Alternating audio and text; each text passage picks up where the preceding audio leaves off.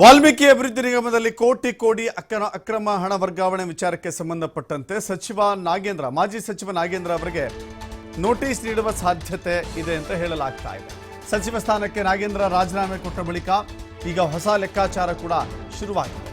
ಒಂದು ಕಡೆ ತನಿಖೆ, ಇನ್ನೊಂದು ಕಡೆ ಖಾಲಿ ಆದಂತ ಜಾಗಕ್ಕೆ ಯಾರನ್ನ ತಂದು ಕೂರಿಸೋದು, ಹೀಗೆ ಪೈಪೋಟಿ ಬಹಳ ದೊಡ್ಡ ಮಟ್ಟಕ್ಕೆ ನಡೀತಾ ಇದೆ.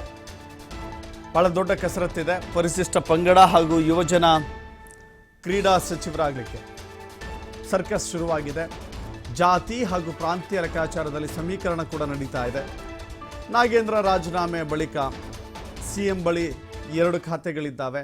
ಹೀಗಾಗಿ ಈ ಖಾತೆಗಳನ್ನು ಯಾರಿಗೆ ಹಂಚಿಕೆ ಮಾಡ್ತಾರೆ ಅನ್ನೋದು ಈಗ ಕುತೂಹಲ ಇದೆ. ಒಂದು ವೇಳೆ ಹಂಚಿಕೆ ಮಾಡಿದ್ರೆ ಈ ಸಂದರ್ಭದಲ್ಲಿ ಜೇನುಗೂಡಿಗೆ ಕೈ ಹಾಕಿದಂತಾಗತ್ತೆ. ಮಾಡದೆ ಹೋದರೆ ಹಾಗೆ ಖಾಲಿ ಉಳಿಯುತ್ತೆ. ಮುಖ್ಯಮಂತ್ರಿಗಳು ತಮ್ಮ ಬಳಿಯೇ ಈ ಖಾತೆಗಳನ್ನು ಉಳಿಸಿಕೊಳ್ತಾರಾ ಅಥವಾ ಹೆಚ್ಚುವರಿಯಾಗಿ ಸಚಿವ ಶಿವರಾಜ್ ತಂಗಡಿಗೆ ಈ ಖಾತೆಗಳನ್ನು ನೀಡ್ತಾರಾ? ಯಾಕೆಂದರೆ ಅವರು ಕೂಡ OBC ಹಿಂದುಳಿದ ವರ್ಗಗಳ ಕಲ್ಯಾಣ ಇಲಾಖೆಯ ಸಚಿವರಾಗಿದ್ದಾರೆ, ಜೊತೆಗೆ ಕನ್ನಡ ಮತ್ತು ಸಂಸ್ಕೃತಿ ಸಚಿವರಾಗಿದ್ದಾರೆ. ಹೀಗಾಗಿ ಶಿವರಾಜ್ ತಂಗಡಿಗೆ ಹೆಚ್ಚುವರಿಯಾಗಿ ಈ ಖಾತೆಗಳನ್ನು ನೀಡ್ತಾರಾ ಅನ್ನೋದು ಕೂಡ ಈಗ ಪ್ರಶ್ನೆಯಾಗಿ ನಿಂತ್ಕೊಂಡಿದೆ. ಈ ಮಧ್ಯೆ ಹೊಸಬರಿಗೆ ಅವಕಾಶ ಕೊಟ್ಟರೆ ಆಕಾಂಕ್ಷಿಗಳು ಸಾಕಷ್ಟು ಜನ ಇದ್ದಾರೆ. ಈ ಮಧ್ಯದಲ್ಲಿ ಪೈಪೋಟಿ ಇರುತ್ತೆ, ಫೈಟ್ ಆಗುತ್ತೆ.